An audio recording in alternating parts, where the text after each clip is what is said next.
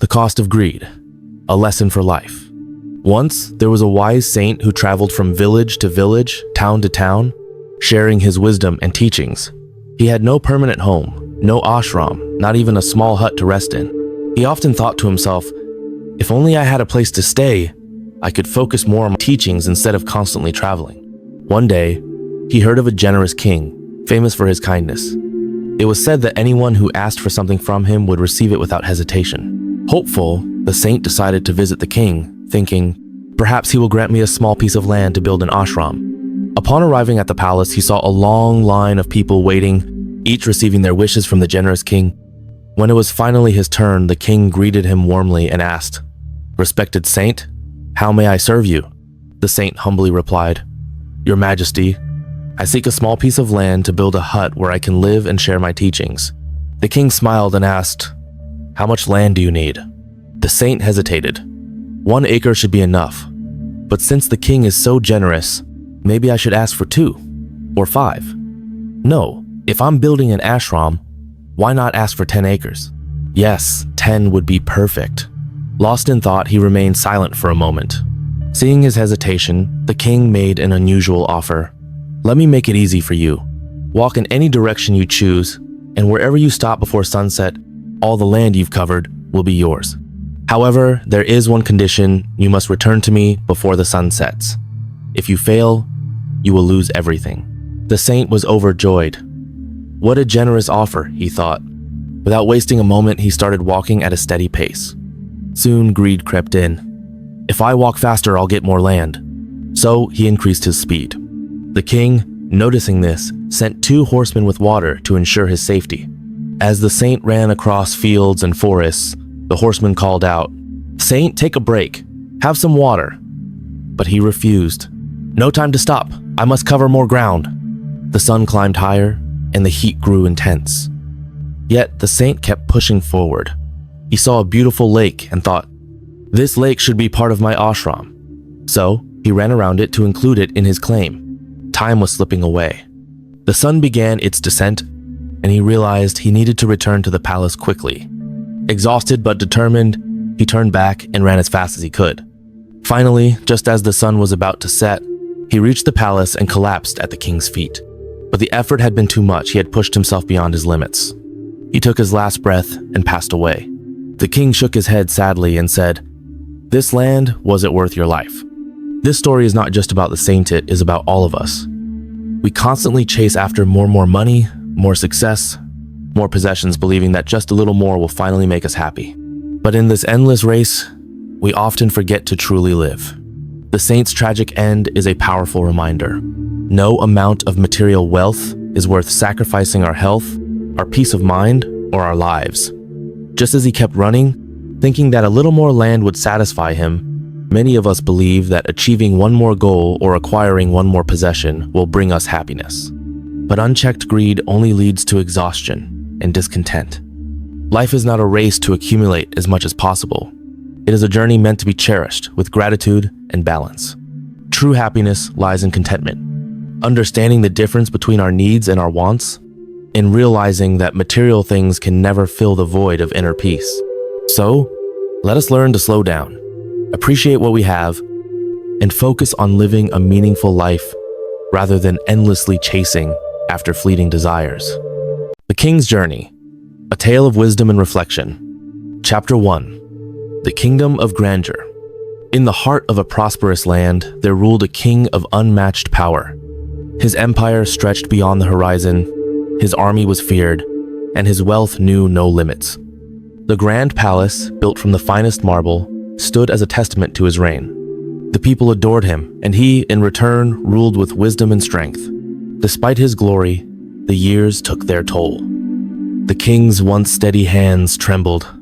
His strong posture began to weaken, and his breath grew shorter. The royal physician, an elderly sage named Vidor, was summoned to his chamber. After a careful examination, he sighed and said, "My king, the sands of time slipped through your fingers. You have ruled wisely, but your body can no longer bear the weight of your crown. It is time to seek peace and prepare for the journey beyond." The king, though saddened, was not afraid. He had faced countless battles, But now he stood before the greatest of all, the passage of life itself. "Vidar, tell me, who will accompany me on this journey?" Vidar bowed. "That, my king, is a question only you can answer." Thus, the king set forth to seek companionship in his final days. Chapter 2. The Fourth Queen, Beauty and Illusions. The first stop was the chamber of his youngest and most beloved queen, Queen Anaya. She was the jewel of his palace, a vision of elegance draped in the finest silks and adorned with the rarest gems. The king had spent years spoiling her with endless treasures and affection. As he entered, he found her admiring her reflection in a golden mirror. Her maid stood beside her, tending to her every need. With a hopeful heart, he spoke, "My queen, I have decided to leave behind my kingdom and retreat to the forest in search of peace. Will you come with me?" Anaya turned away from her mirror for a brief moment, a flicker of surprise in her eyes. Then, with a soft but firm voice, she said, "What madness is this? You may go wherever you wish, but I will not leave this palace. This is my home." The king's heart sank. He had given her his time, love, and devotion, yet she abandoned him without a second thought. With a heavy sigh, he turned away. Chapter 3. The Third Queen, The Pursuit of Pleasure. His journey led him to Queen Liana, the third queen, known for her unmatched charm and wit. The king had always admired her intelligence and grace, and he believed she, of all people, would understand the depth of his request.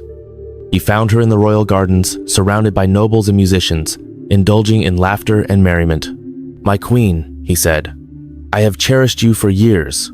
Now, as I seek peace in my final days, will you accompany me?"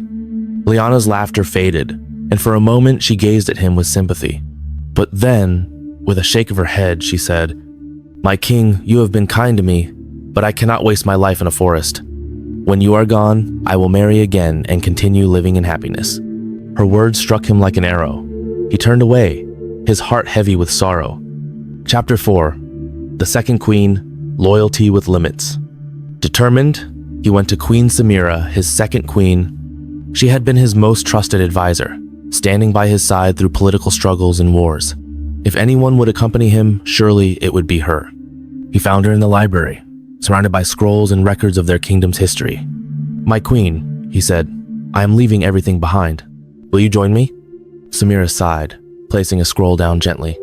"My king, I have stood by you in all affairs of the kingdom. I will ensure that your legacy is honored, and I will oversee your final rites. But I cannot follow you beyond this world." The king felt another wave of sadness. Even the queen, who had been his greatest ally, could not accompany him beyond the threshold of life. Chapter 5. The First Queen, The Forgotten Companion. As he prepared to leave in despair, a faint voice called out from the shadows of the great hall, "I will come with you, my king." He turned and saw his first queen, Queen Ashani. She was dressed in simple robes, her face lined with the marks of time and neglect. In his youth, she had been his pillar of strength, his first love. But as the years passed, he had forgotten her in favor of the others. Tears welled in his eyes. You will come with me?" Ishani smiled gently. "Yes, my king. I will follow you wherever you go." For the first time in years, the king felt peace. The one he had ignored the most was the only one willing to stay with him. And so, he left the kingdom, accompanied by his first queen. Chapter 6. The Forest and Revelation. As the king and Ishani ventured into the dense forest, they encountered a group of monks meditating under an ancient banyan tree. Their leader, a wise sage, approached them. "You have left behind all that you once knew," the sage said. "But tell me, my king, what have you truly gained?" The king pondered for a long moment. Then, with newfound clarity, he replied, "I have gained the only thing that matters, the truth of my soul." The sage smiled and invited the king to stay, guiding him toward enlightenment. Chapter 7. A Kingdom in Peril. Meanwhile, back in the palace, unrest began to stir. With the king gone, the three remaining queens fought for power. Alliances were broken, and the kingdom that had once thrived under his rule began to crumble. Vidar, the wise physician, warned the people, "The king's departure was a test for all of you, but instead of seeking wisdom, you have chosen greed." Chapter 8. The Unexpected Return. Years passed, and the name of the king faded into legend. But one day, a traveler arrived at the palace gates, a man draped in humble robes, his face weathered but eyes full of wisdom. It was the king, transformed by years of meditation and self-discovery. He addressed the people. "I have returned, not to reclaim my throne, but to guide you. A kingdom without wisdom is doomed to fall." Under his guidance, the people rediscovered the values of peace, self-reflection, and unity. The kingdom flourished once more, not under a ruler of wealth, but under a teacher of wisdom. Chapter 9. The Final Departure. When his time truly came, the king did not fear death. He closed his eyes with a serene smile, knowing that he had finally understood the true purpose of life. Ishani, his loyal queen, stayed by his side until the very end. And so, his soul departed not into darkness, but into eternal light. Chapter 10. The Lesson of Life. Each of the 4 queens represents something in our lives. The 4th queen is our body. We care for it, but it does not follow us beyond this world. The 3rd queen is our wealth. It remains behind, claimed by others. The 2nd queen is our relationships. They accompany us only so far. The 1st queen, our soul, is our only true companion. True fulfillment comes from within. Listen to your soul. In the end, it is the only companion that will stay with you forever. Life is not as complicated as we make it. Take care of the 1st queen. The wise farmer and his daughter. Once upon a time, in a peaceful village nestled between rolling hills, there lived a humble farmer and his only daughter. Though they weren't wealthy, they found happiness in their simple life. They owned a small piece of land where they grew crops. And most importantly, they had a strong, beautiful horse that helped them with farm work. The farmer's daughter was a kind and hardworking girl. She admired her father's wisdom and strength, though she sometimes found his calmness in the face of hardship puzzling. He always told her, "Life is like the river, it flows as it will, and we must learn to move with it." A simple yet fulfilling life. Their home was a modest wooden house on the edge of the village, surrounded by fields that provided just enough to sustain them. Each morning, the farmer would wake early, preparing for a day of work. His daughter, despite her young age, was always eager to help. She would feed the chickens, gather water from the nearby stream, and assist her father with whatever tasks needed to be done. Though their days were filled with labor, their evenings were peaceful. After dinner, they would sit by the fire, the father telling stories of the past, some real, some woven from imagination, to teach his daughter lessons about life.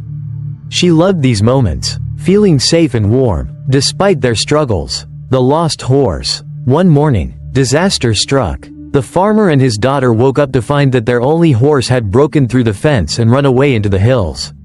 The horse was their most valuable possession. Without it, plowing the fields and transporting goods would be nearly impossible.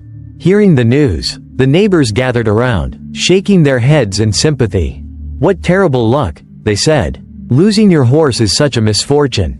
But the farmer, known for his calm and steady nature, simply smiled and said, "Maybe." His daughter, however, couldn't hide her distress. "Father, how can you say that? Without our horse, we will struggle to keep the farm running." The farmer gently placed a hand on her shoulder. "We don't yet know whether this is truly bad or good. My dear, let's wait and see." A week passed, and they adjusted to life without the horse. They worked harder, doing all the farm tasks by hand. The villagers continued to pity them, believing their hardship was only beginning. The horse returns. Then, something unexpected happened. One morning, the farmer's daughter spotted movement on the horizon. As she looked closer, her heart leapt. Her horse had returned. But that wasn't all. The horse had brought along a wild stallion, a strong and magnificent creature. Overjoyed, she ran to her father. "Father, our horse is back, and it has brought a friend." The villagers quickly gathered to see the remarkable sight. Quote, "What incredible fortune," they exclaimed. "Not only do you have your horse back, but now you have two. You're luckier than ever." The farmer smiled and said, "Maybe." Again, the villagers were confused. How could he not see this as a blessing? His daughter, still young and eager, didn't understand either. Quote, "Father, why do you always say, maybe? Isn't this obviously good luck?" The farmer chuckled. "Patience, my dear. Life has a way of revealing the truth in time." The broken leg. A few days later, the farmer's daughter decided to tame the wild stallion. Determined to make the most of their newfound fortune, she spent hours each day trying to train it. But the stallion was strong-willed and difficult to control. Then, one afternoon, disaster struck again. She was thrown from the horse's back and landed hard on the ground. A sharp pain shot through her leg. It was broken. The villagers soon heard about the accident and came to offer their sympathy. "What a tragedy," they said. "Now your daughter is injured, and she won't be able to help you on the farm for months." Just when things were looking up, this happens. Such bad luck. The farmer, tending to his daughter's injury, calmly replied, "Maybe." Weeks passed, and she remained bedridden while her leg healed. The villagers continued to pity the farmer, believing his misfortune had only deepened. But the farmer never complained, continuing to care for his daughter and tend to the farm as best he could. During her recovery, the daughter spent more time observing life in the village. She watched how the seasons changed, how people faced their own hardships, and how some found joy even in difficult moments. Her father's words began to make more sense to her. The war draft. Then, one day, soldiers arrived in the village. War had broken out, and they were drafting all able-bodied young men and women into the army. The villagers were terrified, knowing their children would be taken away to fight in a dangerous war. One by one, the soldiers rounded up the young villagers. When they reached the farmer's house, they saw the daughter's broken leg and deemed her unfit for service. They moved on, leaving her behind. The villagers, now seeing the situation in a new light, marveled at the turn of events. "What incredible luck," they said. "Because of her injury, your daughter has been spared from war.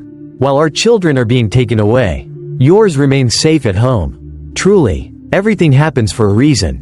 The farmer listened and smiled softly. "Maybe," he replied. By now, the villagers had begun to understand. The farmer saw the world differently. He did not rush to label events as good or bad. Instead, he accepted life as it came, knowing that what seemed like misfortune could sometimes lead to unexpected blessings and vice versa.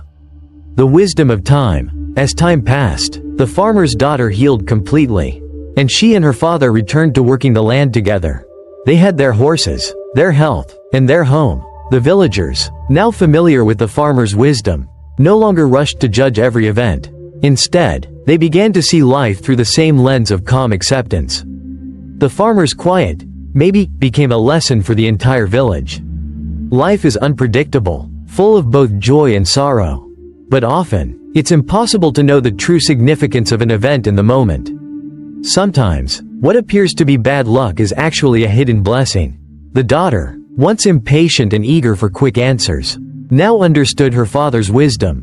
"Father," she said one evening as they watched the sunset over their fields, "I think I finally understand.